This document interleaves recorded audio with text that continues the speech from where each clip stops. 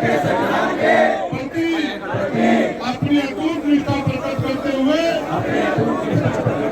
ये शपथ लेते हैं कि हम संविधान के मूल स्वरूप लोकतांत्रिक आदर्शों, वैज्ञानिक चेतना और समतामूलक व्यवस्था को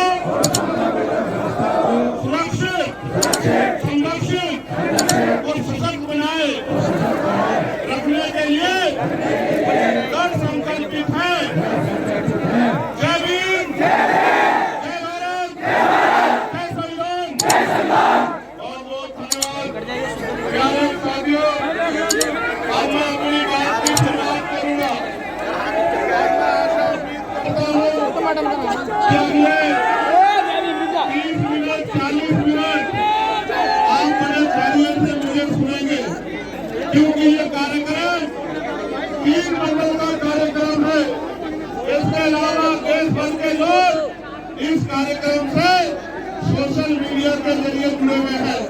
अगर आप सच में मुझसे प्यार करते हैं, सच में परिवर्तन करना चाहते हैं, सच में ताकत बढ़ाना चाहते हैं, तो चाहे एक टांग पे खड़े होना पे अगले 40-45 मिनट इधर से उधर ना भटकना, अपनी बात को सुनना।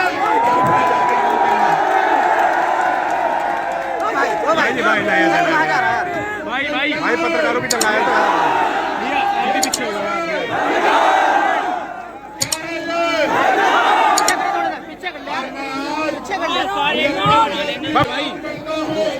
उन तमाम संविधान विरोधी ताकतों को बीमारी है, आजाद समाज पार्टी है, हमारे नेता है, हमारे क्रांतिकारी है, कोई बात ना संविधान के निर्माण खाने देंगे ना संविधान।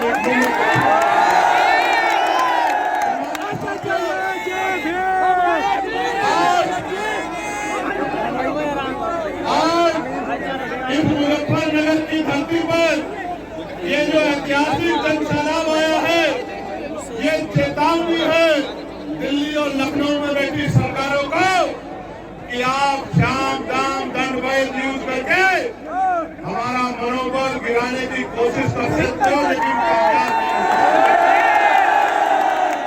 साथियों, बहुत महत्वपूर्ण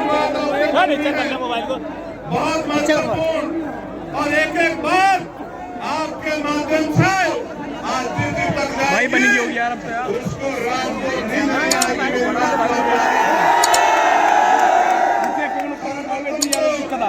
मैं उन तमाम संतों गुरुओं महापुरुषों को नमन करता हूँ जिन गुरुओं संतों महापुरुषों ने अपने जीवन का एक लगा दिया कि भारत का समतामूलक समाज बनाने के लिए आज कैसे निकले।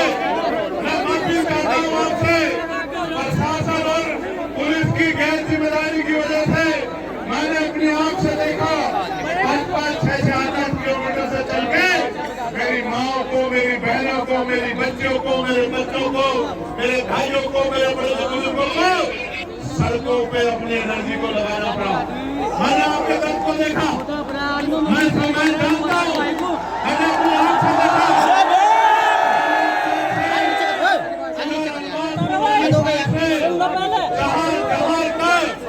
निगाह जाती थी, ये नीले झंडे वाले आजाद समाज पार्टी के लोगों का मैंने अपनी आंख से देखा कि मैं तो गाड़ी में आया, लेकिन मेरी बहनें, मेरी माएं, मेरे नौजवान साथी, बड़े बुजुर्ग कंधे पे नीला झंडा लेके और हल्के हल्के पैरों से भाई व्हाइट शर्ट में यहाँ पहुंचे। भाई व्हाइट शर्ट भाई नीचे कर ले।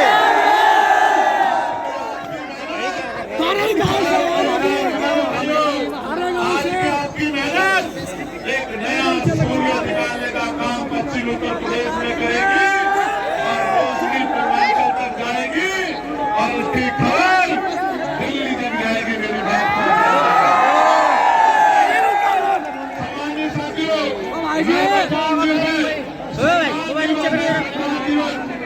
और याद करो, संविधान से पहले अपनी जिंदगी, संविधान के बाद की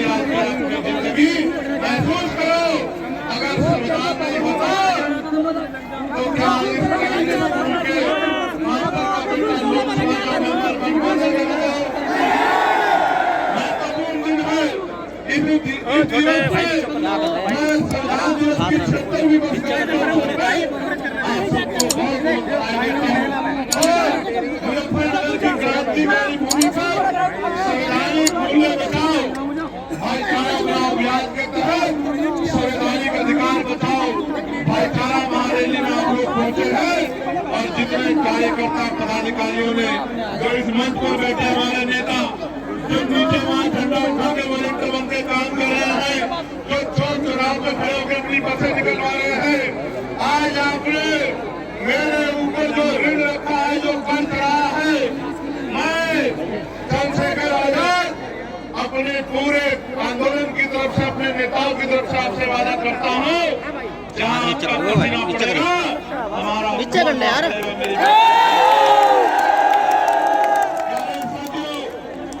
लोग रैली करते हैं, बड़े बड़े साधन लगाते हैं और यहाँ तो आप अपने अपने साधनों से और एक एक पैसा जुटा के जिस तरह पहुंचे हैं, ये बात स्पष्ट करती है कि जब भी देश के संविधान में आप उठेगी, अम्बेडकरवादी सबसे आगे खड़े होकर संविधान की रक्षा।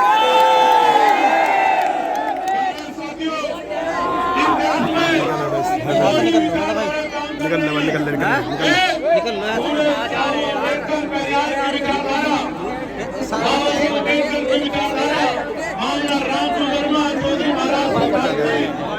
ओ भाई यार, ओ भाई तू कहाँ था?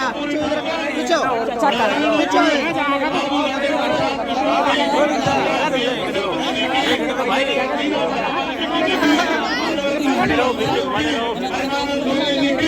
हाँ मैं क्या बढ़ाते हैं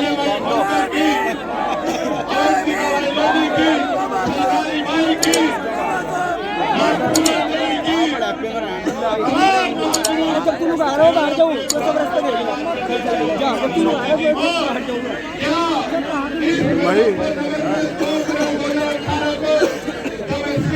को बचाने के लिए आप सड़कों पे निकले थे, मेरे आज भी याद है मेरे लोग भाई थोड़ा इधर कर दे।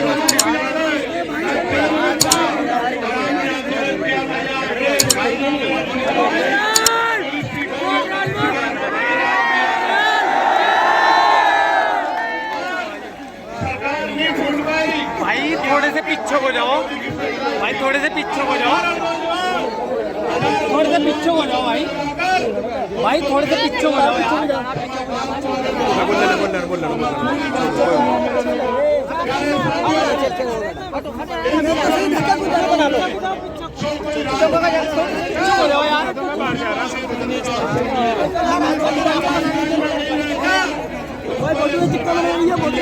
कुछ नहीं मिलना था, क्या कर रहे पूरे अम्बेडकर की विचारधारा और दूसरी विचारधारा जिसकी सरकार आज केंद्र और राज्य में बैठे हुए, इन दोनों विचारधारा का संघर्ष चल रहा है। थोड़ा मेहमान नीचे रखिए।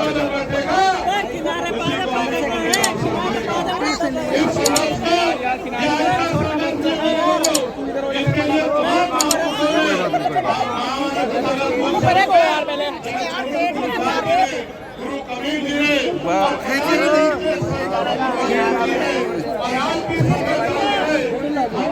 कुर्बानी के लिए तैयार है, लेकिन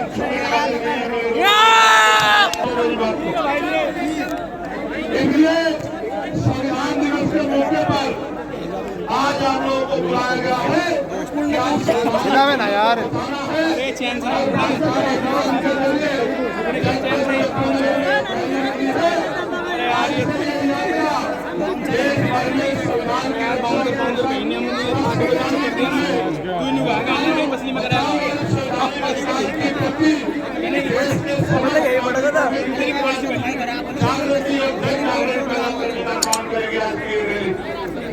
बीजेपी ने तो षड्यंत्र से अच्छे दिनों को धागा लेकर गरीब जनता को गुमराह करने का काम किया।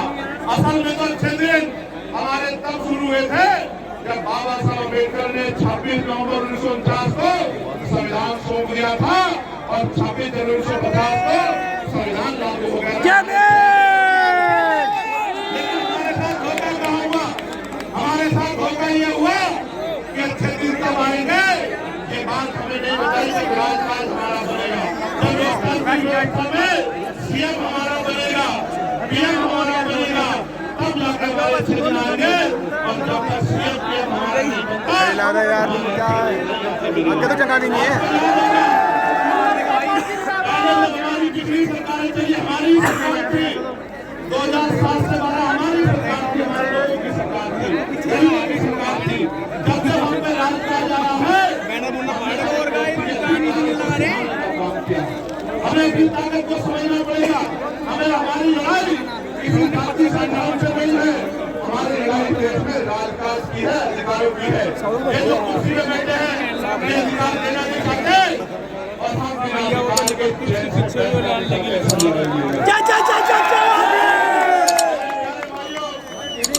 बाबा साहब के संविधान की रक्षा के लिए सरकारी मूल्यों के सिद्धांतों को समझते हुए आज इस सरकार ने भी प्रयास किया है। हमें ये समझना पड़ेगा संविधान तो बोलने की आजादी देता, संविधान तो आजादी देता अपने धर्म को मानने की। आर्टिकल 25, 26, 27, 28, आर्टिकल 30 अपने धार्मिक स्वतंत्रता का हम लोग पालन कर सकते हैं। लेकिन आज कहाँ है स्वतंत्रता? आज तो अगर एक शब्द आप कह दोगे तो बुलडोजर चल जाएगा, इनके खिलाफ कोई बात करेगा तो ये बुलडोजर से उसका घर जमीन कर देंगे। ये अपने आप को देख रहे हैं। ये संविधान का राज नहीं है, ये संविधान का राज नहीं है इनका। और जो इनसे ना डरे, जो इनका मुकाबला करे उसके ईडी लगा देते, सीबीआई लगा देते, इनकम टैक्स लगा देते। और जो इससे न रुके उसके खिलाफ तमाम तरह के षड्यंत्र करते हैं। आज के ऐतिहासिक गवाही इस बात की है, लखनऊ और दिल्ली में बैठे लोगों को बताना मैं चाहता हूँ, एक नहीं 1 लाख षड्यंत्र कर लो, अब ये गरीब किसी के बहकाव में नहीं आएगा। अभी अपनी ताकत बना के रखेगा। मुझे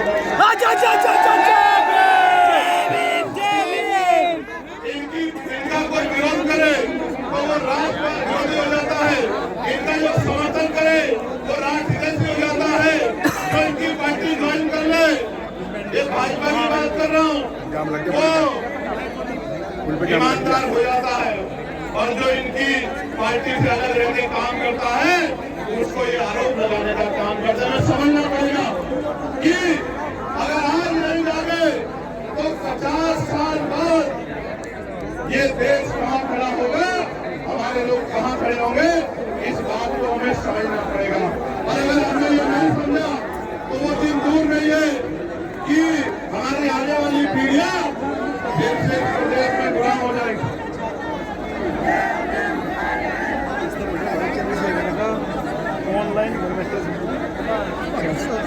प्यारे साथियों, हमारी लड़ाई कोई साधारण लड़ाई नहीं है। मैं स्पष्ट करना चाहता हूँ, हमारी लड़ाई किसी की पूछ बनने की नहीं है। हमारी लड़ाई पूछ बनने की, पूछ का मतलब स्वाभिमान सम्मान के जीवन की हमारी लड़ाई है। बहुजन समाज के मान सम्मान और स्वाभिमान की लड़ाई है। भाई ना रे यार क्या करा दोस्त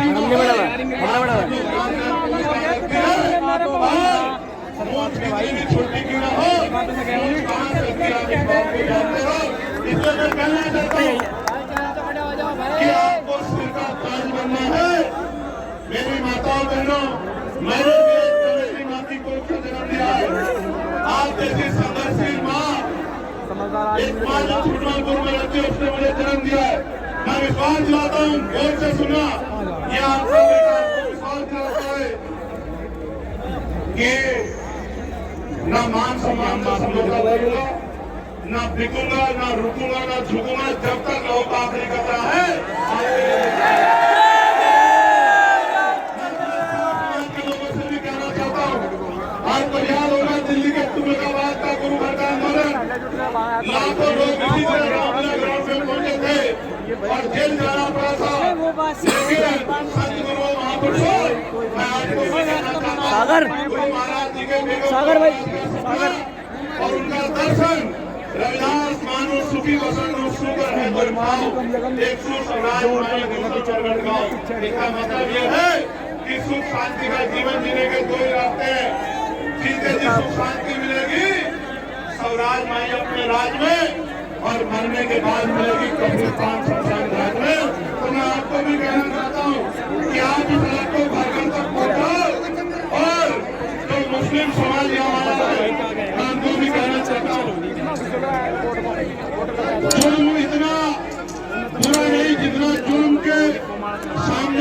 फांसी है।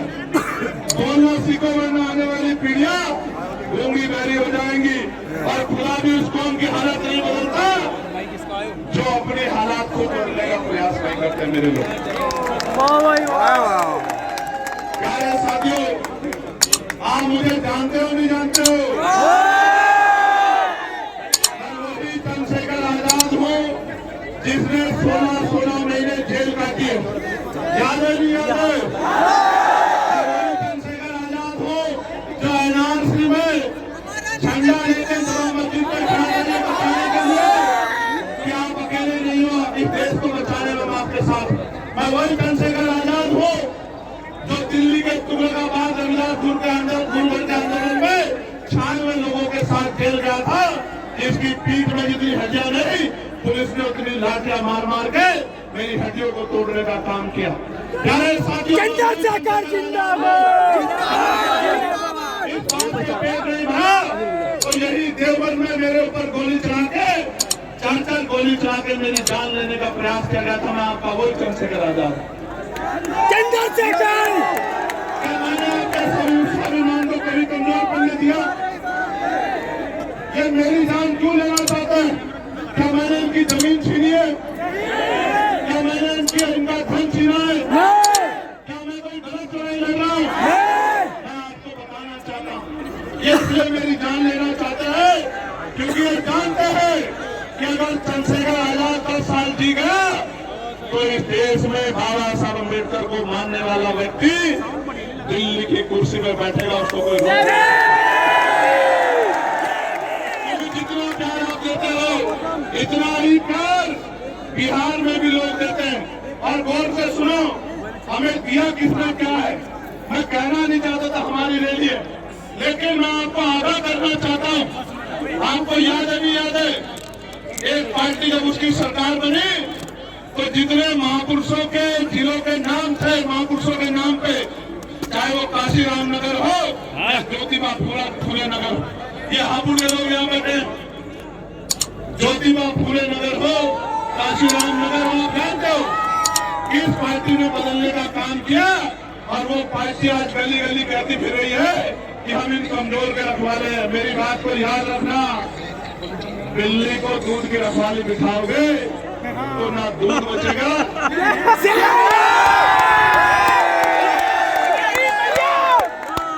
आप जानते हो नहीं जानते हो? प्रमोशन में आरक्षण छीनने का काम किसने किया? आप जानते हो नहीं जानते हो?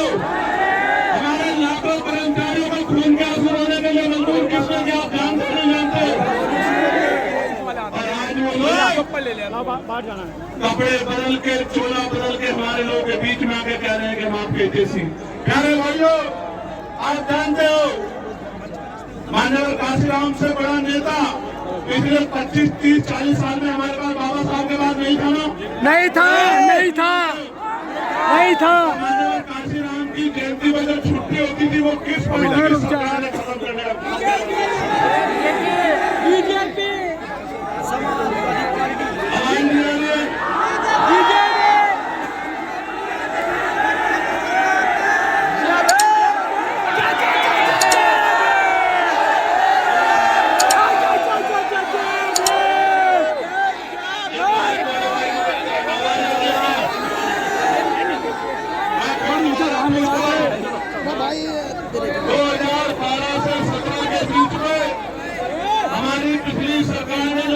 काशीराम साहब के नाम पर छुट्टी घोषित की थी कि वो हमारे रहबर हैं।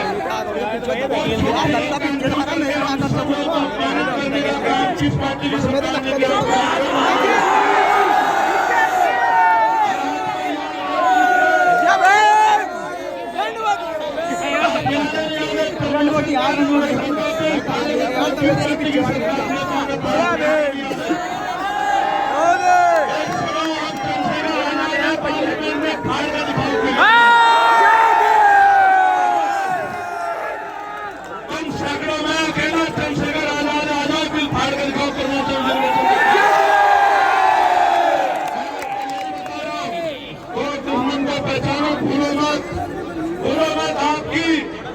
लापरवाही का फायदा दुश्मन उठाता है। गौर से सुनो, अभी तो बात शुरू भी नहीं हुई है, अभी तो बहुत कुछ कहना है। न हम सफर से निकलेगा, न हम नसी से निकलेगा, हमारे पांव का कांटा हम ही से निकलेगा। मेरी बात को आप याद रखें। समस्या किसकी है मेरे लोगों, बताओ किसकी समस्या है? हमारी। कौन निकालेगा? दूसरों के कुटुंब में लाशें जाती है, लाशें। अगर जिंदा तो जिंदा मिले मुर्दा समझते अपना देंगे लोग। आपको मेरी बात को याद रखना। प्यारे साथियों, आज हमारी सबसे ये लोग नौजवान अति उत्साह में कर रही है। अच्छा नहीं, आज मेरे इस देश के हालात क्या है? हरिओम वाल्मीकि को पीट पीट के मार दिया। एक हमारे आईपीएस थे चंडीगढ़ में, उन्होंने सुसाइड कर लिया। और यहाँ दिल्ली में एक दलित समाज के सीआई जिनके ऊपर जूता फेंका गया। आप जानते हो नहीं जानते हो? ये जूता फेंकना ही नहीं, हम लोग जूता बनाना भी जानते हैं, इसको सट्टे मारना भी जानते हैं। हम लोग इसलिए छुपेंगे कि हम संविधान को मानने वाले लोग, फेंकने वालों का इलाज भीम आर्मी के कार्यकर्ता करना चाहता है। ये बात किसी छुपेगी नहीं। मैं 2 अप्रैल की बात कर रहा था। 2 अप्रैल में देश भर में इसी भारतीय जनता पार्टी की सरकार ने हमारे लाखों नौजवानों पर मुकदमे लगाए और गोलियां चलाने का काम किया, लाखों लोगों को जेल भेजने का काम किया। ये गोलियां किसने चली? ये सरकार के बिना नहीं चली। ये आंदोलन में जिनकी जान गई, ये हत्याएं हैं, इस सरकार के सर ये पाप है। और अब तक इस सरकार ने ये मुकदमे वापिस नहीं लिए हैं। मैं आपको कह रहा हूँ, राजकाज बनेगा तो 1 घंटे में चुटकियों में मुकदमे वापस हो जाएंगे। हाथरस के परिवार से मुख्यमंत्री जी ने वादा किया था कि वो उसको एक नौकरी देंगे और घर देंगे। आज तक हाथरस के परिवार को न नौकरी मिली न घर मिला। ऐसे झूठे वादे करने वाले मुख्यमंत्री और सरकार से जवाब मांगने के लिए आज हम यहाँ इकट्ठा हुए हैं कि अब हमें इनके भरोसे में नहीं रहना है। प्यारे साथियों, 69,000 शिक्षक भर्ती में SC ST OBC के बच्चों में जो SC ST OBC के बच्चे हैं, आज प्रजापति कश्यप निसार राजभर जाट गुर्जर यादव तमाम जो है वो जातियां, विश्वकर्मा हो सैन हो, उनके बच्चों के 20,000 पद इसी सरकार ने छीनने का काम किया और हमने उसके खिलाफ आंदोलन करने का काम लखनऊ में किया। मेरे लोगों, प्यारे साथियों, निजीकरण करके सरकारी नौकरियों को खत्म किया जा रहा है और बिजली विभाग का निजीकरण करके पूंजीपतियों को सौंप के महंगी करके गरीबों का खून चूसने का इंतजाम ये सरकार कर रही है भारतीय जनता पार्टी की।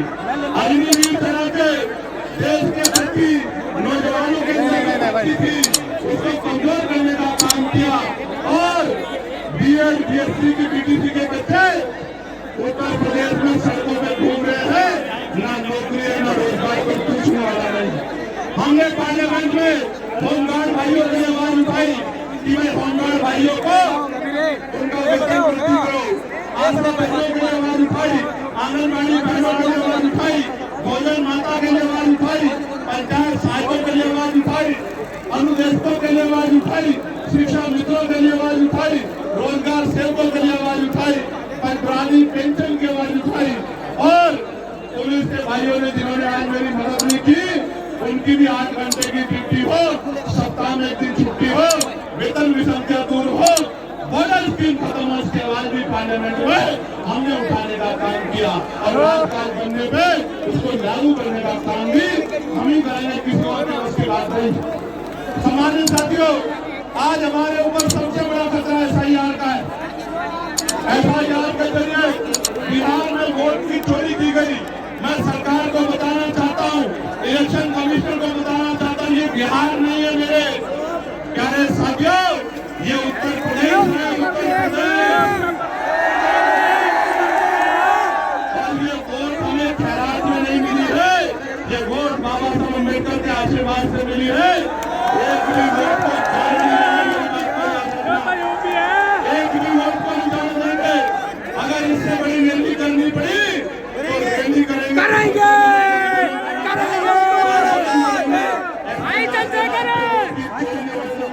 को आप याद रखना।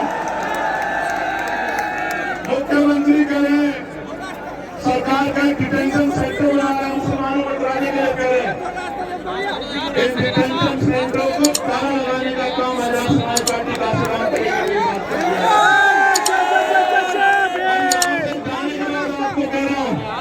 यहाँ से जाने के बाद आपको कह रहा हूँ कि कुर्सी मत लगाना, खाट डालने का खाट ये लोग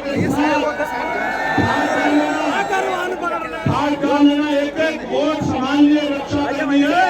ये वोट हमारा हथियार है, उसको जाने नहीं देंगे। मेरी बात को आप याद रखना। डालोगे नहीं डालोगे वोट की रक्षा करना और FIR के जरिए छोड़ना हो। नौजवानों की जिम्मेदारी है। 30,612 बूथ आपके 14 जिलों में 3 मंडल में 30,612 बूथ रक्षक हमारे वोट रक्षक एक एक बूथ को संभालने का काम करना और खाट डाल के वोट की रक्षा करने का काम करना पड़ेगा। साथियों, मैं आज यहाँ से घोषणा कर रहा हूँ, सरकारी नौकरियां खत्म हो रही है।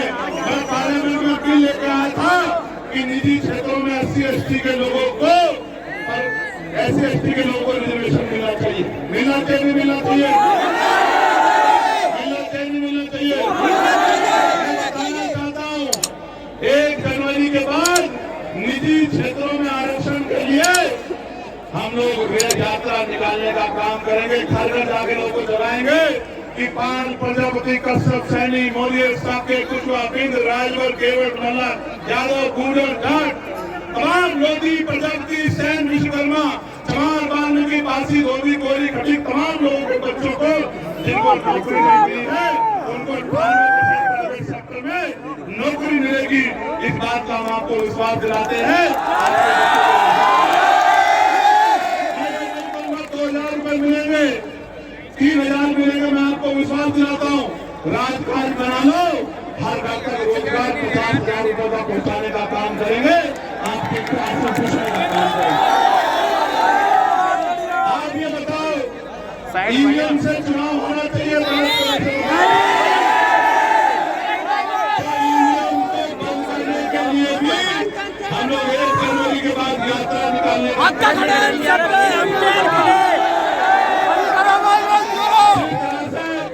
SC/ST के भाइयों को ग्राम पंचायत से लेकर लोकसभा तक संसदीय प्रणाली में रिजर्वेशन मिलता है।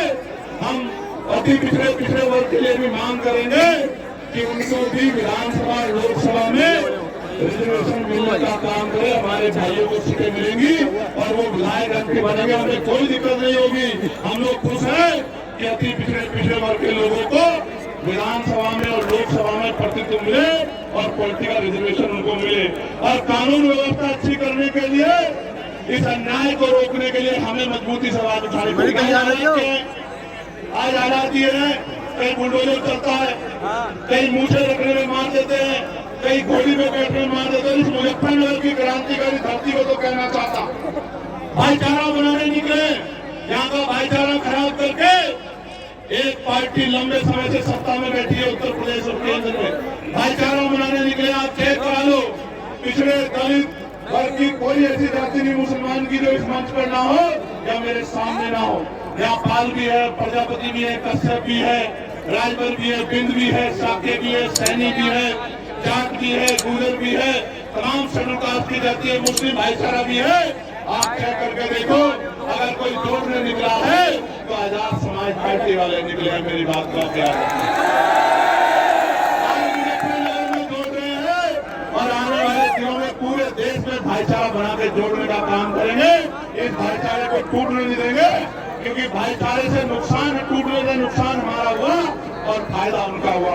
प्यारे साथियों, ठेकेदारी खत्म करके पक्की नौकरी दिलाने का काम करेंगे। आजाद समाज पार्टी के लोग जरा हिम्मत जुटाने का काम कर रहे हैं। कहते थे आरक्षण से लेंगे SPDM और वोट से लेंगे CM PM। बनाना चाहते हो?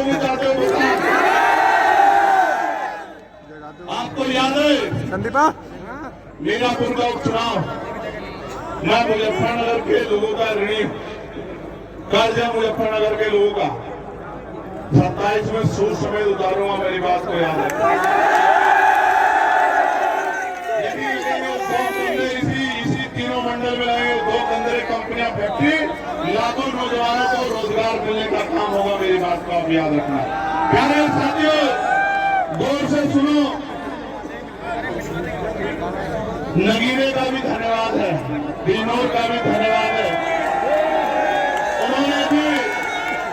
उन्होंने भी मुझे ताकत देकर आगे बढ़ाने का काम किया। उनका धन्यवाद होना चाहिए, नहीं होना चाहिए, बताओ। धन्यवाद करो उनका। साथियों, मैं एक जानकारी आपको देना चाहता हूं। एक अधिकारी ने मुझे फोन किया, कहा साहब हम आपकी सदस्यता छीन लेंगे कोर्ट के जरिए। क्या छीन लेंगे? मैंने उनसे कहा भाई ये सत्ता आपकी दिलाई भी नहीं है, ये मेरे लोगों ने मुझे दी। अगर वो कह देंगे तो 1,000 बार छोड़ दूंगा।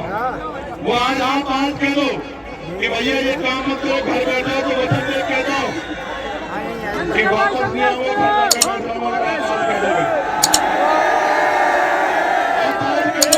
कि भैया लड़ना बंद कर दो।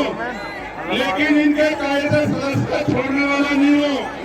एक चंद्रशेखर को रोकने की कोशिश करोगे, विधानसभा में 203 चंद्रशेखर बना के भेजेंगे उत्तर प्रदेश में। आपको याद है ना, मैंने नारा क्या दिया है, गांव गांव चलो, पांव पांव चलो, चलो बूथ की ओर, चलो डोर टू डोर। आप यहाँ आए हो, लेके क्या जा रहे हो? यहाँ से घर जाओगे तो चैन से मत बैठना, कोई मीडिया ना दिखाए, हरक मत करना, अपने आप घर से निकलना, रोजाना 1 घंटा काम करना। इस बात के लिए काम करना कि जब राजकाज बनेगा तो मेरी किसी बहन बेटी पे अन्याय अत्याचार कोई गुंडा नहीं कर पाएगा, हमारी ताकत बनेगी।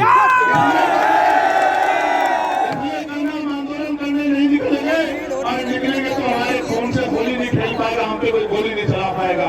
इसलिए करना कि बाबा साहब अम्बेडकर के अधूरे सपने को पूरा करना है। इसलिए करना काशीराम साहब के पूरे जीवन संघर्ष को पूरा करना है। और अगर आप नहीं करोगे तो कौन करेगा, मुझे भी बता दो। कोई और करेगा क्या? जो लोग मदद करके काम करेंगे, काम करेंगे।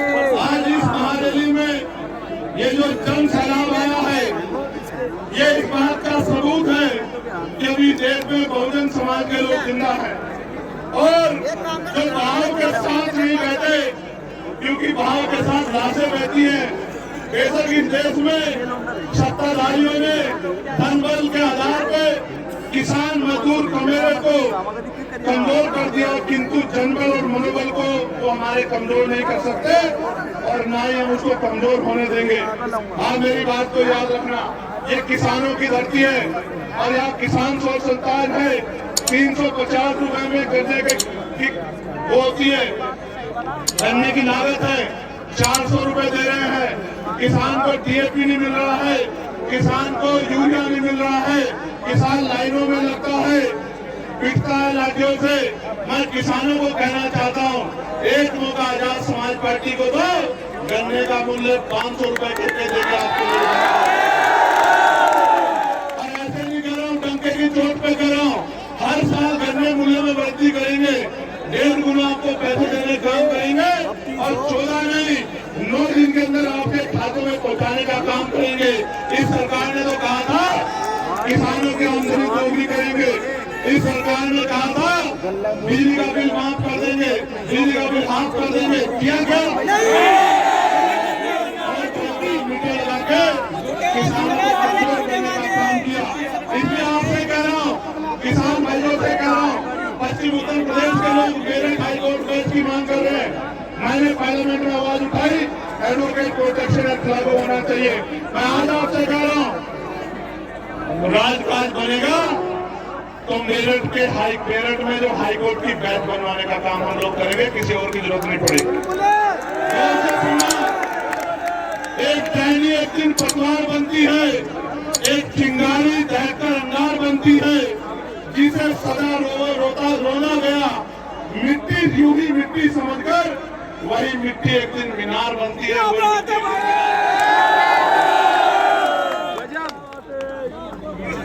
मेरे प्यारे साथियों, आप लोग स्वाभिमानी लोग हो ना? स्वाभिमानी लोग हो या नहीं हो बताओ? तो मेरी इस बात को गांठ बांध के जाना कि यहाँ से जाके सोना मत, चैन से मत बैठना, क्योंकि अगर आप गुलामी को एहसास नहीं कर रहे हो तो आप में और मरे में कोई फर्क नहीं है मेरे लोगों। आज भी अच्छी रोटी कपड़ा मकान नहीं मिल रहा है, सम्मान नहीं मिल रहा, आज भी अच्छे घर नहीं है, अच्छी पढ़ाई नहीं है, अच्छा रोजगार नहीं है, अच्छी चिकित्सा सेवाएं नहीं है। क्यों? 75 साल से कांग्रेस भाजपा के लोगों ने किया क्या है? सिर्फ वोट के आधार पर कुर्सी बैठने के अलावा क्या किया? उनको मेरे लोगों का दर्द क्यों नहीं दिखाई देता? उनको हमारे घरों में बुलडोजर क्यों नहीं दिखाई देता? उनको हमारे मुस्लिम नेताओं को जेल में ठूस के बंद करना क्यों नहीं दिखाई देता?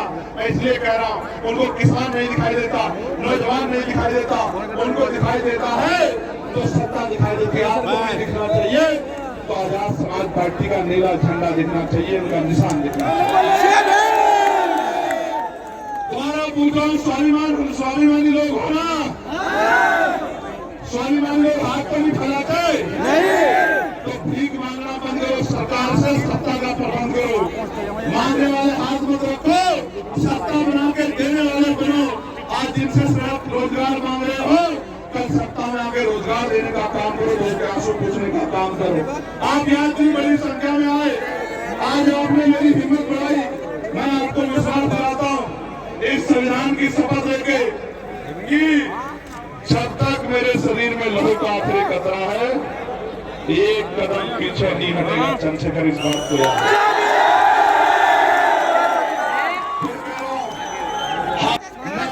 सहयोग भूलेंगे, न किसी का अपमान भूलेंगे। आपकी तरफ अगर उठेगी कोई आंख तो इनकलाब आएगा, इनकलाब। आज पार्टी यहाँ ग्रहण कर रहे हैं और हमारे राष्ट्रीय अध्यक्ष जी नीला पट्टा पहनाकर उनका स्वागत कर रहे हैं।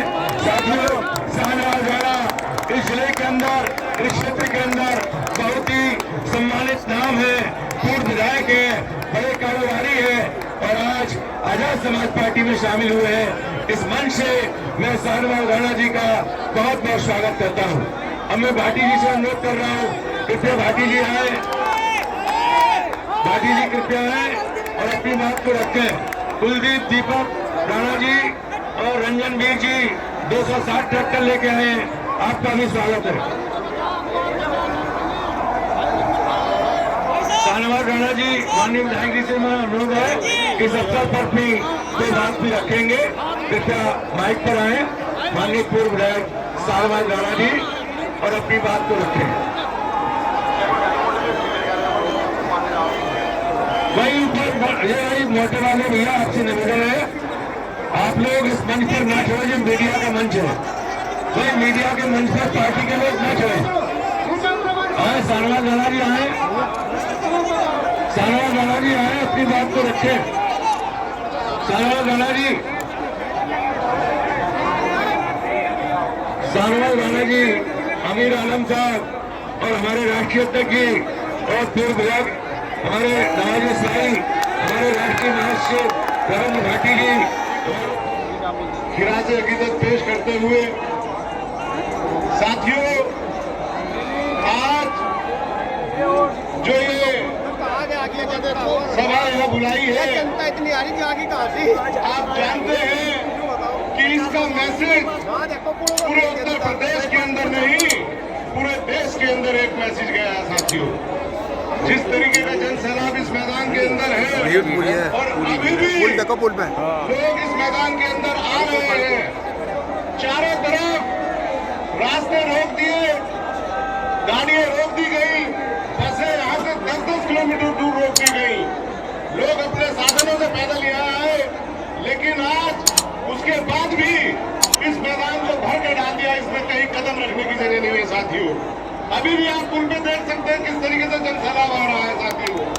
साथियों, पूरे शहर की यही हालात है, पूरे शहर में जाम है। दोस्तों, आप जानते हैं कि आज उत्तर प्रदेश के अंदर भाई जी क्या है मसला? भाई जी आज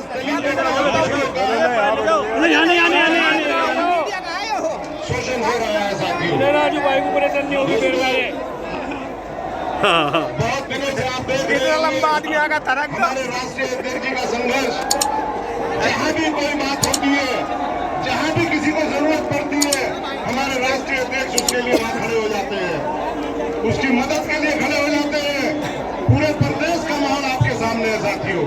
प्रदेश छोड़िए, किसी भी प्रदेश में अगर किसी पिछड़े के साथ, किसी दलित के साथ, किसी शोषित के साथ अगर कोई अन्याय होता है तो उसे लड़ने का काम चंद्रशेखर जी कर रहे हैं साथियों। दोस्तों, मेरी आपसे गुजारिश है, मेरी आपसे अपील है कि आप एकजुट होकर अध्यक्ष जी के हाथों को मजबूत करें, इस पार्टी को मजबूत करें और जिस तरीके से इसी तरीके से मैसेज देने का पूरा प्रदेश में काम करें और पब्लिक साथियों, किस तरीके का उत्पीड़न आज नेताओं के साथ, समाज के लोगों के साथ हो रहा है, किस तरीके से उनको जेलों में पीछे हो जाओ यार। जो कार्यकर्ता अगर वही इस तरीके से करेगा तो फिर क्या होगा? अरे थोड़ा पीछे बोलो ना, आप थोड़े पीछे बोलो, छोटे भाई थोड़ा पीछे बोलो यार। भाई कहते हैं जो कार्यकर्ता हमारी लड़ाई लड़ने का काम करेंगे। मुझे उम्मीद है अध्यक्ष जी से, चाहे किसी के ऊपर चर्चा से पहले उन्होंने जो भी जिसके ऊपर उसका काम, उसकी मदद करने का काम किया है, उसी तरीके से मदद करने का काम करेंगे। एकजुट होकर हमें 27 बहुत दूर नहीं है, हमें 27 के लिए काम करना है। और निश्चित तौर से आपने सभी दूसरे प्रदेशों में जहां चुनाव हुए रिजल्ट देखा और नतीजा भी आपके सामने रहा किस तरीके का है। मैं आपसे अपील करता हूं, यदि आपने एकजुट होकर मेहनत कर दी तो वो दिन दूर नहीं जब उत्तर प्रदेश के अंदर आपकी सरकार होगी और भाई उत्तर प्रदेश के मुख्यमंत्री होंगे साथियों। जो बाबा साहब का सपना था, जो बाबा साहब ने सपना देखा था इस देश की गद्दी का, ऊपर वाले ने चाहा अगर आप इसी तरीके से लगे रहे, मेहनत करते रहे तो वो दिन भी दूर नहीं होगा जिस दिन भाई इस देश की सर्वोच्च खुशी पर बैठेंगे, आपके समाज के लिए काम करेंगे, समाज के लिए काम करेंगे। साथियों, मैं इतना ही कहना चाहता हूँ, हमें बहुत उम्मीदें हैं अपने भाई से, बहुत उम्मीदें हैं, क्योंकि जैसा माहौल उत्तर प्रदेश का आपने देखा, किस तरीके से शोषण नेताओं का हो रहा है, किस तरीके से फर्जी मुकदमे लगा के जेल में भेजा जा रहा है, लेकिन कोई उनकी सुनवाई करने वाला नहीं है। मैं उम्मीद करता हूँ, मैं आशा करता हूँ भाई से कि भाई अपने लोगों का अगर उत्पीड़न होगा तो उनकी आवाज बनने का काम करेंगे, उनकी मदद करने का काम करेंगे। इतना ही कहना चाहता हूँ। जय भीम, जय भारत। यह बार जनसमूह इस बात का गवाह है कि जिनकी आवाज को आप लोगों ने 2020 में आजाद समाज पार्टी बनाई और हिंदुस्तान ही नहीं दुनिया में आप लोगों की मोहब्बत और प्यार और खलूस इस शख्स को मिला जो हमारे नेता हैं और आजाद समाज पार्टी के राष्ट्रीय अध्यक्ष हैं भाई चंद्रशेखर आजाद जी, जिनको आज यहाँ मुजफ्फरनगर की धरती पर तशरीफ लाए, मैं उनका स्वागत करता हूँ, खैर मकदम करता हूँ। हमारे बीच में बैठे भीम आर्मी के राष्ट्रीय अध्यक्ष हमारे भाई विनय रतन जी,